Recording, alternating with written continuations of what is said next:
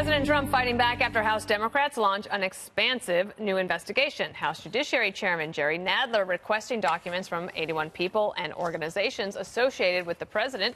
Nadler defending the move. We're simply exercising our oversight jurisdiction. You've had 2 years of sustained attacks by an administration of the nature that we haven't seen probably in a century or more against the free press, against the courts, against the law enforcement administrations, against freedom of speech. We have to make sure that this is not a dictatorship and that the rule of law is respected. President Trump blasting the new probe. The witch hunt continues. The fact is that I guess we got 81 letters. There was no collusion. There was a hoax. There was no anything. And they want to do that instead of getting legislation passed. It's a disgrace. It's a disgrace to our country. I'm not surprised that it's happening. Basically, they've started the campaign. So the campaign begins. But they just haven't gotten used to the fact that we won a lot of states that haven't been won by Republicans in a long time. So instead of doing infrastructure, instead of doing health care, instead of doing so many things that they should be doing, they want to play games. Infrastructure Week is going to be awesome, Jesse, when they get around to it. So calls for impeachment are hard to control when the base wants what it wants. And it's just, they're going to keep asking for it. And these chairmen, even if they want to tap the brakes, they're being pushed into it. Yeah, it's a runaway train, and the media is fueling the fire as well. These numbers from the president that just came out are pretty spectacular. In the NBC polls, approval ratings at 46%. Rasmussen, he's at 48. Harvard and Harris have him at 45. Blacks, he's in the mid-20s. Mid-20s, and then the base, the Republicans have him at 93. Sorry, haters. So, despite all of the stuff they've thrown at this guy, you know, the spies, the lies, the probes, the 25th Amendment, all this stuff, his numbers are at or near record high. So, the buzz from the Mueller report is there's not going to be all this collusion that they're going to report. So the Democrats are getting nervous, and they're scrambling for new crimes. And it doesn't look like they've found any in the House report, in the Senate report, in the counter intel probe. And the sentencing memos from Mueller indicate that they don't really have anything there. So the bottom line is this. There is nothing that the middle class can look and see what the Democrats are doing and say, this affects my life. This is what I want. I want to see Trump's taxes. I want these investigations. I want Don Jr. up on the Hill. It doesn't deliver, and the polling's never shown it's deliver. If I were the president, I would cooperate, but I would call privilege on a lot of this stuff the same way Barack Obama did. Yep. And also, just speaking of that, Jedediah Politico reporting that the Democrats do plan to demand President Trump's tax returns in about 2 weeks, which I guess that gets us closer to tax day. Yeah. Maybe that's what they're looking for. Yeah. I mean, I'm surprised only 81 entities. They're getting lazy. I mean, I was hoping for at least 100, 150. It's basically, it's ridiculous. This is so desperate now that even people who originally were on board saying, look, if there was collusion with Russia, let's investigate it. Let's figure it out. All the rational people have left the room. And now everyone that's left is looking at this and saying, okay, these are people who are dissatisfied with the election results. They don't have an agenda of their own that's appealing to people. What are you going to go out to most of the country and talk the way AOC does? Socialism, a Green New Deal. None of this stuff makes practical sense to the average person. The average person in the United States is not a socialist. They see that. It sounds extreme.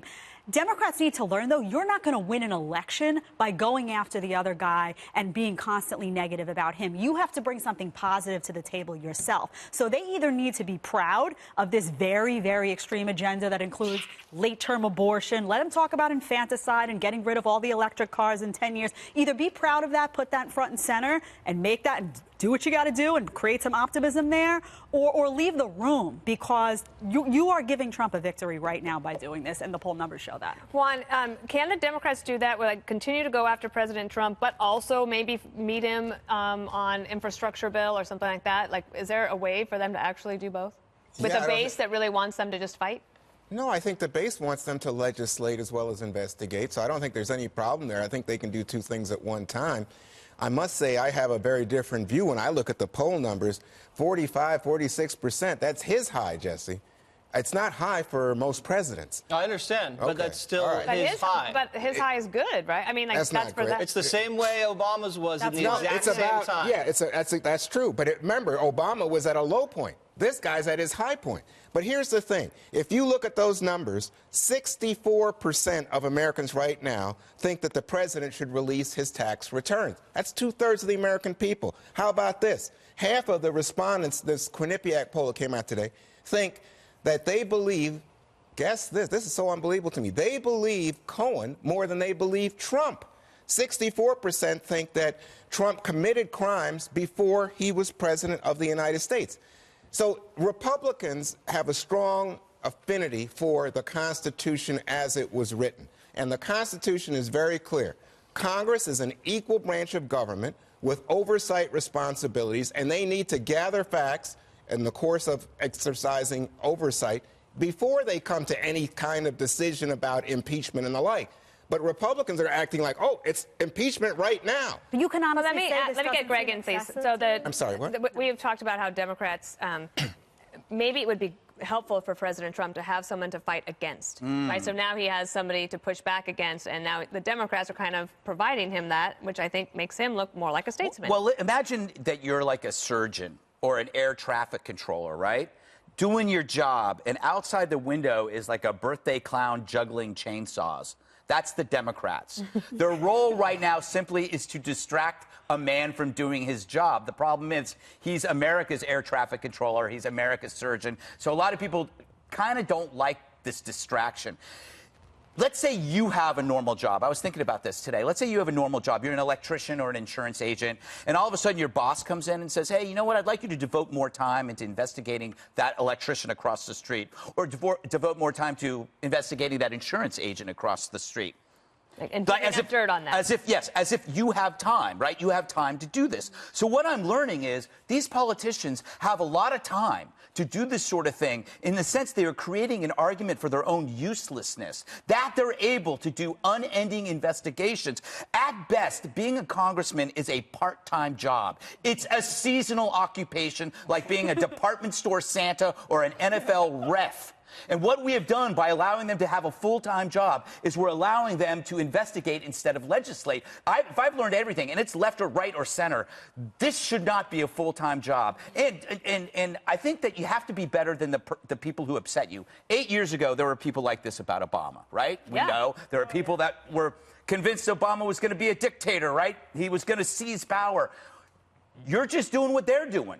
You are now a mirror of the people you despise. You should step out of this and look down and see that you're no better than they are. Democrats do, Jesse, I'll give you the last word. The Democrats do say that Republicans went way overboard investigating Obama, and they could point to all sorts of hearings and document requests and trying to gum up the works and being the clown outside of the airplane. How long was Benghazi? I thought those were legitimate investigations where Americans died. Americans died in Fast and Furious. What's so funny, Juan? Well, because you think it's funny that Americans are dead in Benghazi? You think it's funny that they died in Fast and Furious? I'm saying. You think it's funny that they died in the VA? I think it's funny that those you are legitimate issues of oversight, Juan. Jesse, you said it's totally legitimate when Republicans do it, but illegitimate when Democrats do it. It's scale, Juan. If there's a dead American, I want my Congress to investigate, Republican or Democrat. And if who's dead? The only thing's dead is the Democrats' electoral chances in 2020, and that's what this is all about. Can I speak? Go ahead. I think that you are arguing that this president should be immune